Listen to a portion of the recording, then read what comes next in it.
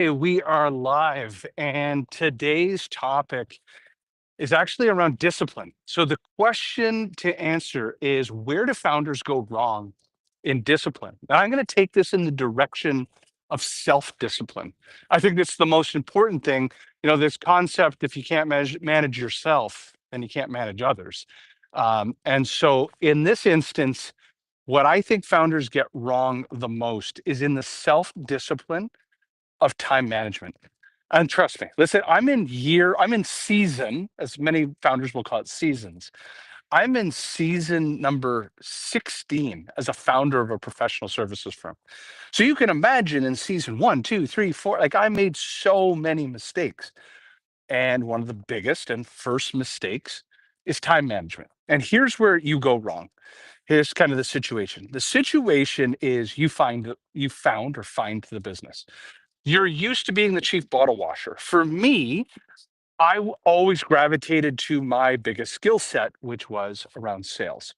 And I would try to avoid the things that I sucked at. If financial acumen, financial operations, human resources. But then, not only are you in the business and the thing that you're great at and that creates the most value, I'll pause on an important tip that I was given from a mentor from a guy named Greg Alexander, who was the founder of Sales Benchmark Index and then was the founder of Collective 54, which is a CEO networking group. And he often would say the owner of a professional services firm should only be involved in two things, either rainmaking or intellectual property creation. Everything else is the job of the employee. So with that kind of mindset, I'll have put myself in the position to be inside sales, like in the act of sales, especially in those first few years.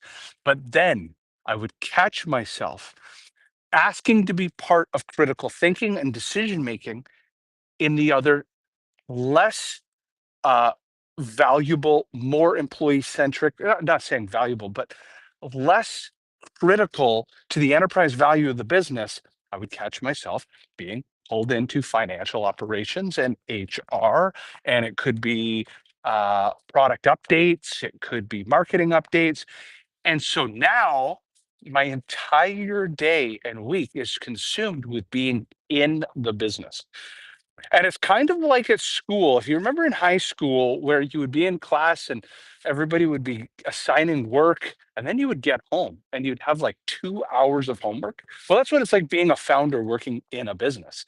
What happens is you're firefighting all day, you're jumping from meeting to meeting, and you are the problem solver. You are the one who are finalizing big critical thinking and decisions. And then the end of the day happens and you actually haven't done anything that is value creation centric, which is the allocation of capital, the creation of capital, sales, or the invention of intellectual property, which creates enterprise value of the future. And so you catch yourself doing the things that are the other things. And that is where discipline goes wrong. And why does it go wrong? Because you keep saying to yourself, well, if I'm not there to make these important decisions, then things won't connect the dots between marketing and sales or marketing and product innovation. Or it could be that, the team's not ready to make those big boy decisions. Listen, that's where if you don't have the discipline to pull yourself out and have the team make those critical decisions, it's like you making decisions for your children. And then all of a sudden, your children don't learn to make decisions for themselves.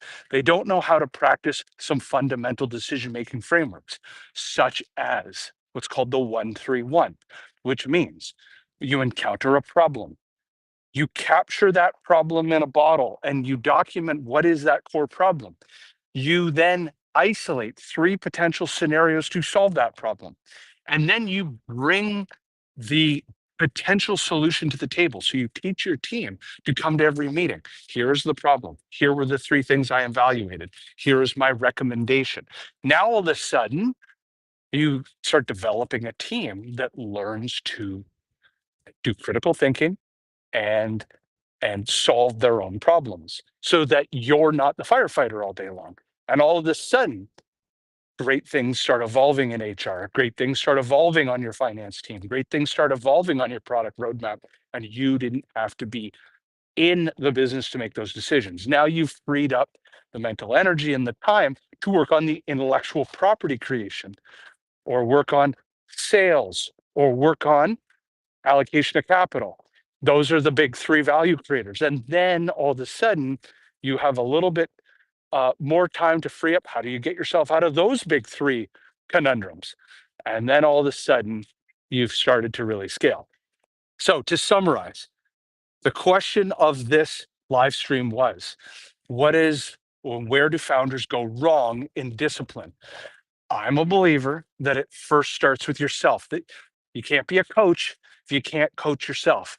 You can't discipline others on things you don't uh, truly understand. And usually, the problem that teams have is a time management problem.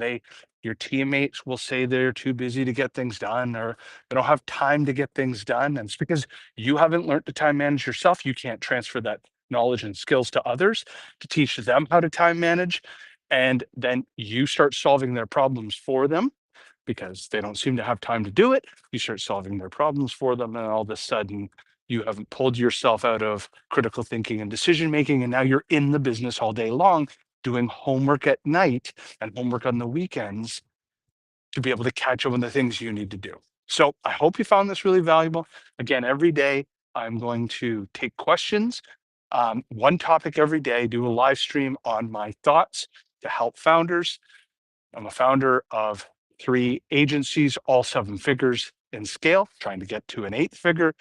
And on that journey, teach my fellow founders, as I'm in season 16, what it was like to go through that journey. Hope you found this valuable.